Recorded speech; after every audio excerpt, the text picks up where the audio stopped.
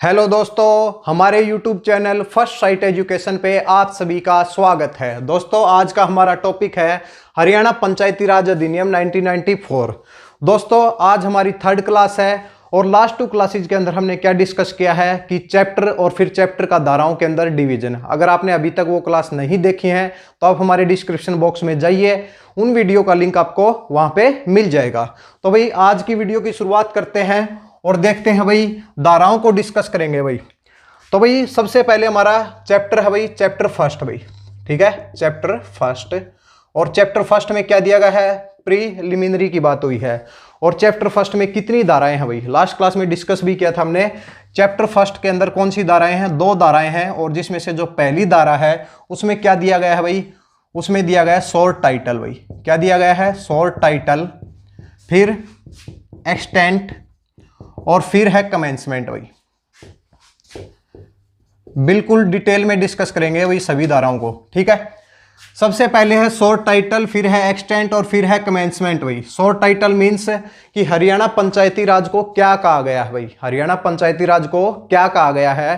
तो भाई बता देते हैं, हरियाणा पंचायती राज को इसमें शॉर्ट टाइटल में कहा गया है कि हरियाणा पंचायती राज, हरियाणा पंचायती राज अधिनियम भाई, अधिनियम 1994 भाई, 1994 इस टाइटल के अंदर दिया गया है भाई, ठीक है। फिर क्या है, फिर है एक्सटेंट। एक्सटेंट का मतलब होता है कि विस्तार भाई। तो इसका कहां तक विस्तार होगा भाई, तो ये पूरे हरियाणा के अंदर लागू होगा भाई। क्या होगा भाई, ये पूरे हरियाणा के अंदर लागू किया जाएगा भाई। तो ये क्या हो जाएगा, होल हरियाणा भाई। तो पूरे हरियाणा के अंदर क्या होगा, ये लागू होगा भाई, ठीक है। और फिर जो तीसरा क्या दिया गया है भाई, कमेंसमेंट। इसका मतलब होता है शुरुआत, यानी कि हरियाणा पंचायती राज अधिनियम की शुरुआत कब हुई थी, हरियाणा में पंचायती राज लागू कब हुआ था, यह पूछा गया है भाई। तो यहां पे हम देते हैं भाई, हरियाणा के अंदर जो पंचायती राज जो लागू हुआ था वो 22 अप्रैल 1994 को लागू हुआ था। और ये क्वेश्चन आपके हरियाणा ग्राम सेवक एग्जाम में पूछा भी गया है भाई, ठीक है।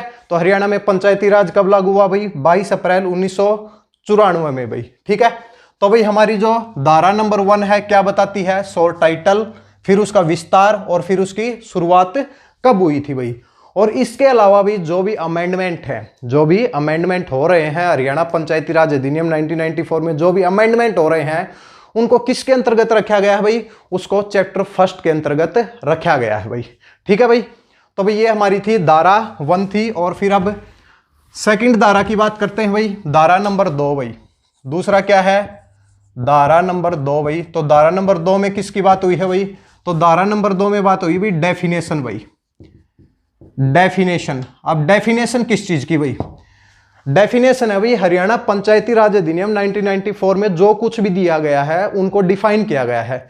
जैसे कि panch, sarpanch, chairman, vice chairman, president, vice president, collector या फिर कमिश्नर, क्या होगा, इन सब की क्या दी गई है, या फिर कॉमन लैंड, इन सब की क्या दी गई है, डेफिनेशन दी गई है कि इनको किस प्रकार डिफाइन किया जाएगा। जैसे चेयरमैन है तो चेयरमैन क्या होता है भाई, तो हर डिस्ट्रिक्ट के अंदर अलग अलग डेफिनेशन होती है भाई। तो हरियाणा पंचायती राज अधिनियम 1994 में इन सब की डेफिनेशन क्या है, तो उस सब को कहां पे डिस्क्राइब किया गया है, वो धारा 2 के अंतर्गत आती है भाई। तो धारा 2 में क्या है भाई, धारा 2 में डेफिनेशन, और इसको बोल सकते हैं भाई परिभाषाएं, परिभाषाएं, परिभाषाएं भाई, परिभाषाएं दी गई हैं भाई। तो अभी धारा 1 में किसकी बात हुई है, शॉर्ट टाइटल की, फिर भाई कहां तक इसका विस्तार होगा और फिर ये कब लागू हुआ था। धारा 2 में किसकी बात हुई है, डेफिनेशन यानी कि परिभाषा, जो भी टर्म हमारे हरियाणा पंचायती राज में यूज होती है उन सब की क्या क्या डेफिनेशन है, इसकी बात कहां पे है, धारा 2 में है भाई, ठीक है। तो भाई आइए दोस्तों, इसके बाद बात करते हैं चैप्टर 2 भाई, चैप्टर 2 भाई, ठीक है। तो चैप्टर 2 के अंतर्गत कौन कौन सी धाराएं हैं भाई हमारे, तो इसके अंदर जो धाराएं आती हैं वो है भाई 3 से लेके 6 तक की धाराएं हैं भाई, 3 से लेके 6 तक की धाराएं हैं। और चैप्टर 2 किसकी बात करता है भाई, कि ग्राम पंचायत, पंचायत समिति और फिर जिला परिषद के गठन की बात करता है, ठीक है। तो भाई इसमें जो है धारा 3 क्या कहती है भाई, धारा 3 के अंतर्गत क्या आता है, तो धारा 3 के अंतर्गत आता है भाई टेन्योर भाई, टेन्योर ऑफ क्या भाई, ग्राम पंचायत भाई, ग्राम पंचायत पंचायत समिति भाई, पंचायत समिति, और फिर बात है जिला परिषद भाई, जिला परिषद भाई। तो भाई धारा 3 के अंतर्गत किसकी बात हुई है भाई? कार्यकाल, किसका कार्यकाल भाई? ग्राम पंचायत, पंचायत समिति और फिर जिला परिषद के कार्यकाल की बात हुई है। दोस्तों आप सभी लोग जानते हैं कि इसका कार्यकाल कितना होता है भाई? 5 साल का होता है। 5 साल इनका क्या होता है? कार्यकाल होता है। लेकिन बात ये आती है कि कभी ग्राम पंचायत में जैसे कि सरपंच है तो फिर कभी वो रेजिग्नेशन दे दे भाई, या फिर कोई चेयरमैन रेजिग्नेशन देता है, या फिर जिला परिषद में भी कोई क्या है, वार्ड का कोई मेंबर क्या करता है, वो भी रेजिग्नेशन देता है। तो उसके इलेक्शन का क्या प्रोसीजर है? तो दोस्तों एक बात आपको याद रखनी है, जिस टाइम पर वो रेजिग्नेशन देता है तो फिर जो अगले इलेक्शन होने हैं तो उसमें जो टाइम है, अगर 6 महीने से कम बचा हुआ है, 6 महीने से कम बचा हुआ है तो इलेक्शन नहीं होंगे भाई।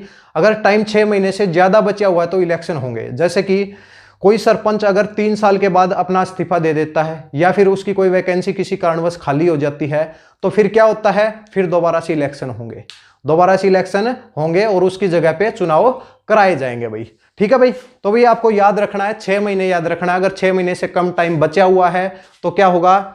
तो इलेक्शन नहीं होंगे। अगर 6 महीने से टाइम ज्यादा है तो इलेक्शन दोबारा से कराए जाएंगे भाई। ठीक है भाई। दोस्तों इसके बाद बात करते हैं धारा 4 भाई, धारा 4। तो धारा 4 के अंतर्गत क्या आता है भाई? तो धारा 4 के अंतर्गत है भाई हमारा ओथ भाई। क्या है भाई? ओथ, यानी कि शपथ ग्रहण भाई, शपथ ग्रहण। ठीक है, शपथ की बात होती है भाई धारा 4 के अंतर्गत। शपथ किसकी भाई? ग्राम पंचायत के मेंबर की, पंचायत समिति और जिला परिषद के मेंबर के शपथ की बात की गई है। किसके अंतर्गत भाई? धारा 4 के अंतर्गत। ठीक है भाई। तो ये है भाई कि अगर मान लिया कि जिस टाइम पे ओथ होती है उस टाइम पे अगर कोई भी मेंबर अगर शपथ लेने से मना कर दे, जिस टाइम पे शपथ समारोह होता है उस टाइम पे अगर कोई भी मेंबर शपथ लेने से मना कर दे तो फिर क्या होगा भाई? अगर कोई मेंबर शपथ लेने से मना करे तो उसका क्या होगा कि उसको इनवैलिड घोषित कर दिया जाएगा, उसके चुनाव को क्या कर दिया जाएगा? उसको मेंबरशिप से हटा दिया जाएगा। इसके साथ और क्या होगा भाई? इसके साथ उसके ऊपर बैन भी लगाया जाएगा, 2 साल का बैन लगाया जाएगा कि आप ग्राम पंचायत, पंचायत समिति और फिर जिला परिषद का कोई भी चुनाव नहीं लड़ सकते भाई। ठीक है भाई। तो ये किसके अंतर्गत बात हुई है? धारा 4 के अंतर्गत बात हुई है भाई। अब धारा 5 की बात करते हैं भाई, धारा 5 की बात करते हैं। धारा 5 में क्या है भाई? धारा 5 के अंदर है रेजिग्नेशन भाई, रेजिग्नेशन भाई, रेजिग्नेशन भाई। जिसके अंदर क्या होता है? रेजिग्नेशन में क्या होता है भाई? आप पद से इस्तीफा देते हैं भाई। जिस टाइम पे अगर कोई भी सरपंच है या फिर कोई भी मेंबर है, पंचायत समिति का हो या फिर जिला परिषद का, रेजिग्नेशन किसको देगा भाई? रेजिग्नेशन किसको देगा भाई? तो धारा 5 के अंदर कहा गया है कि अगर वो रेजिग्नेशन देगा, वो देगा भाई डायरेक्टर को भाई। किसको भाई? Director of the panchayat department भाई, डायरेक्टर ऑफ द पंचायत। इसको भाई ध्यान से देखें भाई, पंचायत डिपार्टमेंट। पंचायत डिपार्टमेंट के डायरेक्टर को इस्तीफा कौन देगा भाई? ग्राम पंचायत, पंचायत समिति और फिर जिला परिषद के मेंबर्स उसको इस्तीफा देंगे भाई। ठीक है। इसके पास फाइनल अथॉरिटी है कि वो उस इस्तीफे को स्वीकार करे फिर या ना करे। तो फाइनल किसके पास है भाई? ये डायरेक्टर के पास होती है। लेकिन दोस्तों आप लोगों ने देखा होगा जिस टाइम पे सरपंच है इस्तीफा किसको दे के आता है? बीडीओ को दे के आता है, या फिर कई बार किसको देते हैं? कई बार डीसी को इस्तीफा देते हैं। लेकिन उनके पास कोई भी अथॉरिटी नहीं होती है एक्सेप्ट करने की। तो एक्सेप्ट कौन करेगा भाई? एक्सेप्ट करेगा director of the Panchayati Raj department भाई। ठीक है भाई। तो इसके बाद बात करते हैं धारा 6। धारा 6 किस चीज से रिलेटेड है भाई? तो धारा 6 जो है वो है कैजुअल वैकेंसी से भाई। किस चीज से रिलेटेड है भाई? वो है कैजुअल वैकेंसी से। अब कैजुअल वैकेंसी में क्या आता है भाई? किसी कारणवश क्या हो जाए, किसी भी मेंबर की क्या हो जाए, डेथ हो जाए, या फिर क्या हो जाए कि कोई रेजिग्नेशन दे दे, या फिर उसको पद से हटा दिया जाए, तो ये क्या आते हैं? ये कैजुअल वैकेंसी में आते हैं भाई। कि उसके जो 5 साल, जैसे कि हरियाणा पंचायती राज बात करता है 5 साल की, इसके अलावा अगर कोई भी कारण हुआ और उसको वहां से पद से हटना पड़ा तो फिर क्या होगा भाई? तो जो धारा नंबर 6 किसकी बात करती है भाई? तो धारा 6 है कैजुअल वैकेंसी भाई। कैजुअल वैकेंसी यानी कि किसी कारणवश वो पद खाली हो जाए तो फिर क्या होगा भाई? तो फिर क्या होगा? वहां पे इलेक्शन कराए जाएंगे। क्या कराए जाएंगे? इलेक्शन कराए जाएंगे। लेकिन टाइम पीरियड आपको ध्यान रखना है, अगर 6 महीने से कम का टाइम है तो क्या होगा? कोई इलेक्शन नहीं होगा। अगर वहां पे 6 महीने से ज्यादा टाइम बचा हुआ है तो वहां पे क्या कराया जाएगा? वहां पे इलेक्शन कराया जाएगा। और जो जैसे कि मान लिया कि 3 साल के बाद कोई एक सरपंच क्या करता है? अपना इस्तीफा दे देता है, तो ये टाइम कितना बचा हुआ है भाई? 2 साल बचे हुए हैं, तो यहाँ पे इलेक्शन कराए जाएंगे भाई। तो जो इलेक्शन कराए जाएंगे यहाँ पे जो सरपंच है जो चुना जाएगा उसका कार्यकाल कितना होगा? उसका 2 साल का ही होगा। ऐसा नहीं होगा कि भाई वो 5 साल के लिए चुना जाएगा, वो जो बचा हुआ टाइम है उसके लिए चुना जाएगा, यानी कि 2 साल के लिए चुना जाएगा भाई। तो इसके अंदर धारा 6 के अंदर किसकी बात हुई है? धारा 6 के अंदर बात हुई है भाई कैजुअल वैकेंसी की बात हुई है भाई। ठीक है भाई। तो भैया ये दोस्तों इसके बाद बात करते हैं चैप्टर 3। चैप्टर 3 के अंतर्गत कौन कौन सी धाराएं आती हैं? तो भाई चैप्टर 3 सबसे पहले रिलेट किस चीज से भाई? तो चैप्टर 3 में जो बात हुई है वो हुई है ग्राम सभा और ग्राम पंचायत के गठन की बात हुई है। धाराएं कहां से कहां तक हैं? 7 से लेके 12 तक की क्या है इसके अंदर धाराएं हैं भाई। ठीक है भाई। तो भाई धारा 7 के अंतर्गत क्या आता है भाई? तो धारा 7 भाई, तो धारा 7 में बात हुई है डिमार्केशन भाई, डिमार्केशंस ऑफ ग्राम सभा भाई, ग्राम सभा, demarcation of the gram sabha, यानी कि ग्राम सभा का गठन किस प्रकार किया जाएगा, कम से कम इसके अंदर कितने मेंबर्स होने चाहिए तब हम ग्राम सभा का गठन कर सकते हैं। और फिर धारा 8 क्या है? दोनों के अंदर डिफरेंस चेक करेंगे भाई। अब जो धारा 8 है, धारा 8 में कहा गया है कि भाई establishment of the gram panchayat भाई, establishment of the gram panchayat, यानी कि ग्राम पंचायत के गठन की बात हुई है भाई, ग्राम पंचायत के गठन की बात हुई है। धारा 7 में क्या है कि डिमार्केशन ऑफ दी ग्राम सभा, ग्राम सभा को किस प्रकार बनाया जा सकता है भाई। तो भाई दोनों के अंदर सबसे पहले डिफरेंस चेक करते हैं भाई। ग्राम सभा है, ग्राम सभा को कभी भी भंग नहीं किया जा सकता भाई, ग्राम सभा को कभी भी भंग नहीं किया जा सकता, और ग्राम पंचायत को भंग किया जा सकता है भाई। ठीक है भाई। इसके बाद ग्राम सभा में कौन कौन आता है भाई? ग्राम सभा में जैसे कि कोई एक गांव है, उस गांव में जितने भी जो वोटर्स हैं वो सभी मिलके किसका निर्माण करेंगे? सभी मिलके ग्राम सभा का निर्माण करेंगे।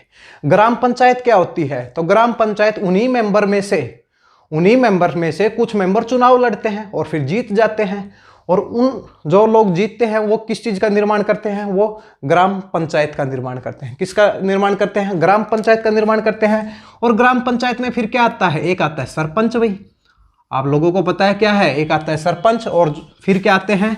मेंबर्स, जिनको क्या बोला जाता है? पंच बोला जाता है। क्या बोला जाता है? पंच बोला जाता है। तो भाई दोनों के अंदर डिफरेंस है। ग्राम सभा में क्या है कि भी जो भी लोग वोट डाल सकते हैं, जो भी लोग वोट डाल सकते हैं, उन सबको मिला के क्या बनती है? उन सबको मिला के बनती है ग्राम सभा भाई। और फिर क्या है? ग्राम पंचायत क्या होती है कि भाई जो लोग वोट डालते हैं उनमें से कुछ लोग क्या करते हैं? चुनाव लड़ते हैं। उनमें से सरपंच का चुनाव होता है और फिर पंच का चुनाव होता है, यानी कि मेंबर का चुनाव होता है, वार्ड से होता है भाई ये चुनाव। ठीक है। तो भाई उनको मिला के क्या बनती है? सरपंच और पंच को मिला के किस चीज का गठन होता है? ग्राम पंचायत का भाई।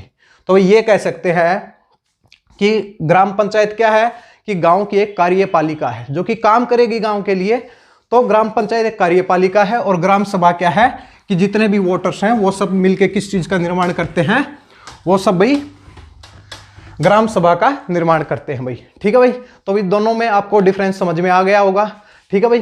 तो भाई हमने धारा 8 के अंतर्गत ये बात की कि भाई ग्राम पंचायत का गठन हुआ है भाई, ग्राम पंचायत का गठन हुआ है भाई, का गठन हुआ है। धारा 7 में डिमार्केशन ऑफ ग्राम सभा थी। ठीक है भाई। तो इसमें ग्राम पंचायत का गठन हुआ, तो इसमें क्या हुआ भाई? सरपंच हुआ, सरपंच हुआ, और फिर सेकंड क्या है? पंच हुए भाई। क्या हुए? पंच हुए भाई। ठीक है भाई। तो पंच चुनाव कहां से लड़ते हैं? तो पंचों का जो चुनाव होता है वार्ड से होता है भाई। तो क्या करते हैं? एक गांव को क्या है? वार्ड के अंदर बांट दिया जाता है भाई। ठीक है। वार्ड के अंदर डिवाइड कर दिया जाता है, और वार्ड के अंदर उनका डिवीजन इस प्रकार होता है कि हर वार्ड के अंदर जो मेंबर्स हैं वो लगभग क्या होते हैं? इक्वल ही होते हैं। क्या होते हैं? इक्वल होते हैं।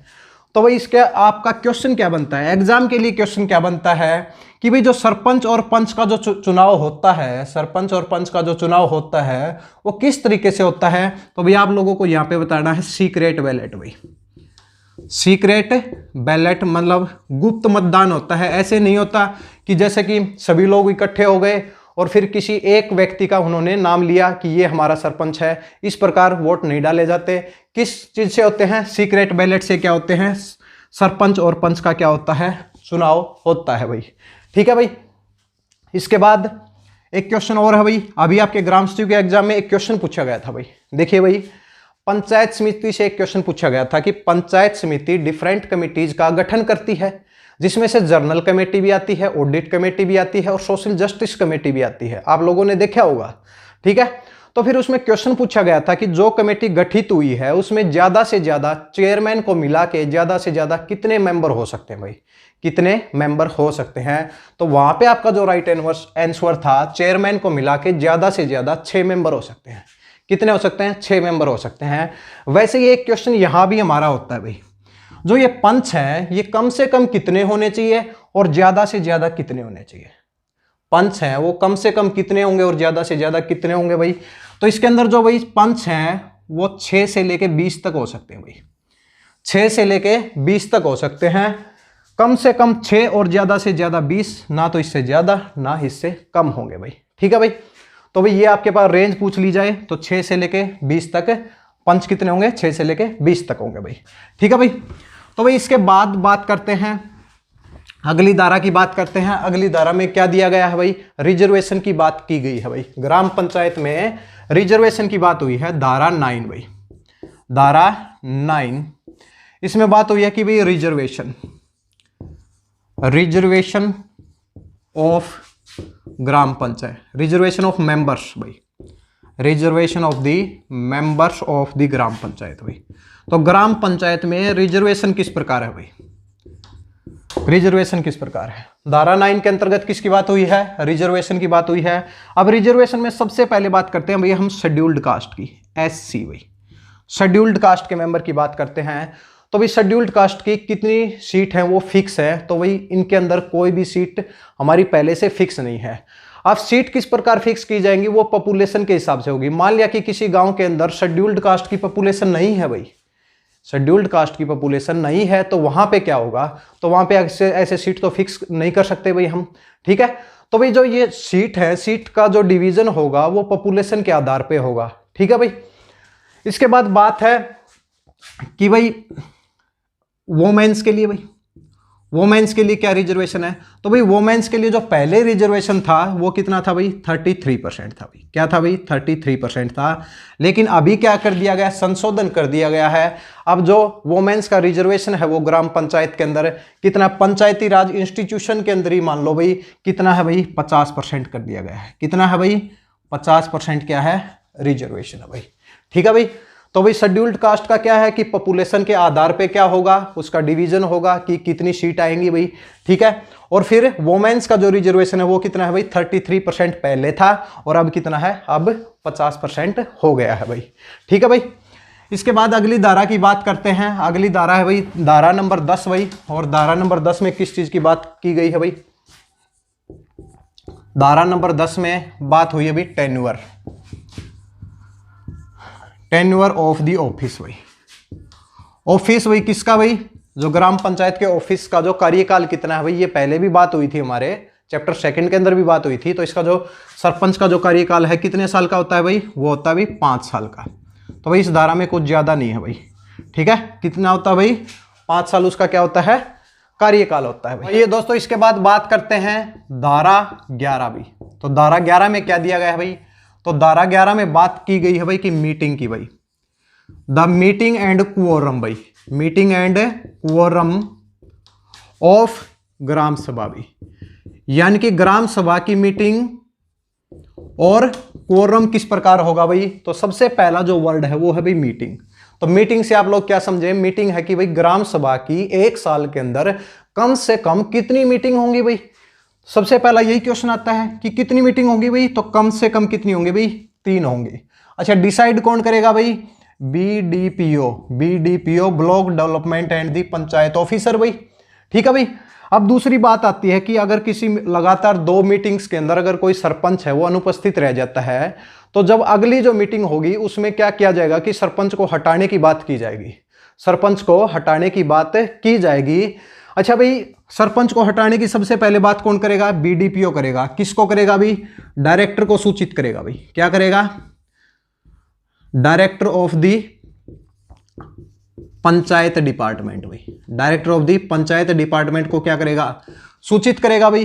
फिर director of the panchayat department क्या करेगा? नोटिस देगा भाई सरपंच को कि आपको क्यों न हटाया जाए भाई, क्यों न हटाया जाए। अगर सरपंच 30 दिन के अंदर अगर कोई ऐसा कारण बताए कि भाई जिससे उसकी कोई मजबूरी रही हो, या फिर कोई मतलब कि जो भी बताए वो बिल्कुल सही हो, तो फिर क्या कर सकता है कि जो director of the panchayat department उसको क्या करेगा? दोबारा से उस पद पे क्या कर देगा? नियुक्त कर देगा भाई। ठीक है भाई। तो भाई क्या है, क्या सीखा भाई हमने? मीटिंग, यानी कि कम से कम कितनी मीटिंग होंगी भाई? 3 होंगी भाई। कौन डिसाइड करेगा? बीडीपीओ डिसाइड करेगा। अच्छा, फिर बात है कि भाई लगातार 2 मीटिंग के अंदर अगर सरपंच अनुपस्थित रहेगा तो उसको हटाने का अधिकार किसको है? Director of the panchayat department को। अब डायरेक्टर ऑफ पंचायत डिपार्टमेंट को बताएगा कौन? बीडीपीओ बताएगा। फिर director of panchayat department notice निकालेगा, और फिर क्या कहा जाएगा? फिर नोटिस का जवाब किसको देना है? सरपंच को देना है। कितने दिन के अंदर देना है? 30 दिन के अंदर देना है। अगर जो जवाब है वो सेटिस्फैक्ट्री है तो क्या हो जाएगा? सरपंच को दोबारा से नियुक्त कर दिया जाएगा भाई। तो ये है भाई मीटिंग। और इसके बाद बात करते हैं क्वोरम भाई। क्वोरम यानी कि ग्राम सभा जो है, ग्राम सभा है, उसके अंदर कम से कम, क्वोरम का वर्ड मीनिंग याद रखिए भाई। क्वोरम का मतलब होता है कि कम से कम कितने मेंबर्स वहां पे प्रेजेंट होंगे भाई। कम से कम कितने मेंबर्स वहां पे प्रेजेंट होंगे। तो ग्राम सभा के लिए भाई जो है भाई, अगर स्पेशल मीटिंग है या फिर एक्स्ट्रा ऑर्डिनरी है, स्पेशल मीटिंग है या फिर इसको एक्स्ट्रा ऑर्डिनरी भी बोल सकते हैं भाई। एक्स्ट्रा ऑर्डिनरी अगर मीटिंग है तो इसके अंदर जो मेंबर्स हैं वो कितने प्रेजेंट होने चाहिए भाई? वो है भाई 1/10 भाई। तो 1/10 ये ग्राम सभा के जितने मेंबर्स होते हैं उसमें क्या होते हैं? 1/10 क्या होने चाहिए? वहां पे प्रेजेंट होने चाहिए भाई। ठीक है भाई। इसके बाद है कि ऑर्डिनरी मीटिंग हो भाई। क्या हो? ऑर्डिनरी मीटिंग या फिर जर्नल मीटिंग हो भाई। तो उसके अंदर क्या है कि जर्नल मीटिंग के अंदर 1/10 तो होता ही है भाई, 1/10 हो जाएगा। या फिर भाई 300 मेंबर भाई। कितने भाई? 300 मेंबर्स, और विच एवर इज लेस, यानी कि इनमें से कोई भी जो कम होगा ना उसी को माना जाएगा। मान लिया कि किसी गांव के अंदर भाई 500 ही क्या है वोटर्स हैं, यानी कि 600 हैं, जैसे 600 हैं तो वहां पे 300 कैसे आएंगे भाई? नहीं आएंगे। तो इसका 1/10 करेंगे तो क्या आ जाएगा? 60 आ जाएगा। तो कम से कम कितने होने चाहिए? 60 वहां पे क्या होने चाहिए? प्रेजेंट होने चाहिए। तो भाई क्वोरम से क्वेश्चन पूछा जाता है। पंचायत समिति में भी क्या है कि क्वोरम से क्वेश्चन पूछे गए थे। अब ग्राम पंचायत में पूछा जाएगा। ग्राम सभा के लिए क्वोरम क्या है? 1/10 है। ग्राम पंचायत के लिए हम बाद में देखेंगे, 1/10 है। और फिर अगर ऑर्डिनरी मीटिंग हुई तो 1/10 है, या फिर 300 मेंबर, और इन दोनों में से जो भी कम होगा उसी को माना जाएगा भाई। ठीक है भाई। तो यह है धारा number 11, meeting and quorum of the gram sabha भाई। इसके बाद बात करते हैं धारा 12 भाई। धारा 12 किस चीज से रिलेटेड है भाई? इसके बाद है धारा 12 भाई। धारा 12 में क्या है कि power and function of the gram sabha, ये सभी को पता होंगी भाई। ये सभी को पता होंगी कि भाई जो ग्राम सभा है उसकी पावर क्या है, ये फंक्शन क्या है। ठीक है। तो भाई क्या होता है, जिस टाइम पे ग्राम सभा की मीटिंग होती है, उसके पास, ग्राम सभा के पास पावर क्या है? तो क्या होता है, वहां पे सरपंच होते हैं, पंच भी होते हैं, और फिर ब्लॉक डेवलपमेंट या पंचायत ऑफिसर या फिर ग्राम सचिव भी होता है, या फिर और कोई भी मेंबर जो कि ब्लॉक डेवलपमेंट पंचायत ऑफिसर के द्वारा नियुक्त किया जाता है। ये मेंबर सभी प्रेजेंट होते हैं।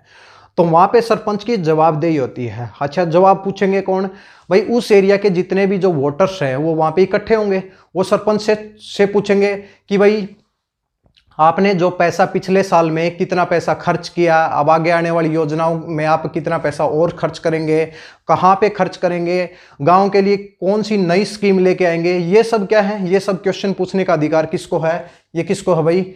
ग्राम सभा को। इसमें जवाबदेही किसकी होगी भाई? सरपंच की होगी, और फिर पंचों की क्या होगी, जवाबदेही होगी। जितने भी जो डेवलपमेंट के जो काम है गांव के अंदर, जितने भी जो डेवलपमेंट के काम है, तो ग्राम सभा उनको बताएगी कि भाई आप यहाँ पे काम कराइए, अब यहाँ पे ये प्रॉब्लम आ रही है, या फिर हमारे यहाँ पे पानी की प्रॉब्लम है, या फिर आप सफाई की कुछ प्रॉब्लम हो, तो ये सब चीजें कहाँ पे डिस्कस की जाती हैं, ग्राम सभा में। तो ये ग्राम सभा की पावर होती है। सरपंच और फिर पंचों से क्वेश्चन पूछने की भी पावर होती है भाई। ठीक है भाई। तो भाई दोस्तों आज हमने देखा कि भाई जो 12 धाराएं हैं, चैप्टर कितने डिस्कस किए हैं, 3 चैप्टर डिस्कस किए गए हैं। चैप्टर फर्स्ट में कितनी धाराएं हैं, 2 धाराएं हैं। चैप्टर सेकंड में कितनी धाराएं हैं, 4 धाराएं हैं। और चैप्टर 3 में 7 से लेकर 12 तक की धाराओं की बात हुई है, जिसमें जो पहली धारा है क्या है भाई, थोड़ा रिवीजन कर लेते हैं भाई। शॉर्ट टाइटल है कि शुरुआत कब हुई, पूरे हरियाणा के अंदर लागू होगा। अच्छा भाई, जो धारा सेकंड है किस चीज से रिलेटेड है भाई, धारा सेकंड में डेफिनेशन की बात हुई है कि भाई मेंबर्स की डेफिनेशन क्या होगी, पंच की डेफिनेशन क्या होगी, सरपंच की डेफिनेशन क्या होगी, इन सब की बात हुई है भाई। अब धारा 3 है, धारा 3 के अंदर क्या हुआ कि भाई जो टेन्योर है, टेन्योर किसका भी, ग्राम पंचायत का, पंचायत समिति का और फिर जिला परिषद का। और फिर धारा नंबर 4 क्या कहती है कि भाई ओथ, जो शपथ ली जाएगी, उसकी बात हुई है। धारा 5 में क्या है कि रेजिग्नेशन हुआ है, कि भाई कोई इस्तीफा देता है अपने पद से, तो उसकी बात हुई है। धारा नंबर 6 में क्या है कि कैजुअल वैकेंसी की बात है, किसकी बात है, कैजुअल वैकेंसी की बात है। और धारा नंबर 7 में क्या है, डिमार्केशन ऑफ द ग्राम सभा, डिमार्केशन ऑफ ग्राम सभा, कम से कम 500 क्या होने चाहिए, उसके मेंबर्स होने चाहिए। उससे आगे बात हुई है कि पंचायत का, ग्राम पंचायत के गठन की बात हुई है, किस प्रकार होगी, उसमें क्या होगा, गठन में क्या होते हैं, एक सरपंच होता है और फिर कुछ पंच होते हैं। सरपंच और पंच का चुनाव सीक्रेट बैलेट से होता है। ठीक है भाई। और जो पंच होते हैं कम से कम कितने हो सकते हैं, 6 हो सकते हैं, ज्यादा से ज्यादा कितने हो सकते हैं, 20 हो सकते हैं। उसके बाद बात हुई धारा नंबर 9 में, धारा नंबर 9 में किसकी बात हुई है, रिजर्वेशन की बात हुई है। किसका रिजर्वेशन भाई, मेंबर्स का, किसमें, ग्राम पंचायत में, किसमें भाई, ग्राम पंचायत में। तो शेड्यूल्ड कास्ट के लिए क्या है कि उनकी जनसंख्या के हिसाब से उनकी सीट फिक्स की जाएगी। और जो महिलाओं का रिजर्वेशन है वो कितना है भाई, आज के टाइम कितना है, 50% है भाई। फिर बात हुई थी कि टर्म ऑफ द ऑफिस, तो भाई सरपंच है और पंच हैं, उनका जो टेन्योर कितना होगा भाई, उनका टेन्योर कितना होगा, 5 साल का होगा। उसके बाद बात हुई है कि meeting and quorum of the gram सभा, की मीटिंग कितनी होंगी भाई, मीटिंग कम से कम कितनी होनी चाहिए, 3 होनी चाहिए। सरपंच को हटाने का अधिकार किसके पास है, director of the panchayat department के पास है। पंचायत समिति के मेंबर्स को भी हटाने का और फिर जिला परिषद के मेंबर्स को हटाने का भी सबका जो अधिकार किसके पास होता है, वो director of the panchayat department के पास होता है भाई। ठीक है भाई। और फिर बात हुई थी पावर, यानी power and the function of the gram sabha, यानी कि ग्राम सभा की पावर्स क्या हैं और वो क्या क्या काम करती है भाई। ठीक है भाई। तो भाई दोस्तों उम्मीद करता हूं कि सभी धाराएं आप लोगों को क्लियर हो गई होंगी। आप कमेंट करके जरूर बताएं भाई। ठीक है। तो भाई अब नेक्स्ट क्लास में क्या डिस्कस करेंगे, नेक्स्ट क्लास में हम डिस्कस करेंगे चैप्टर 4, यानी कि चैप्टर 4 में जो धाराएं 13 से और जो 38 तक की धाराएं हैं, उन धाराओं को 1 बाय 1 डिस्कस करेंगे। दोस्तों अगर आपने अभी तक अगर हमारे चैनल को सब्सक्राइब नहीं किया है तो आप हमारे चैनल को सब्सक्राइब करें, इससे आपको नोटिफिकेशन टाइम टू टाइम मिल जाएंगी।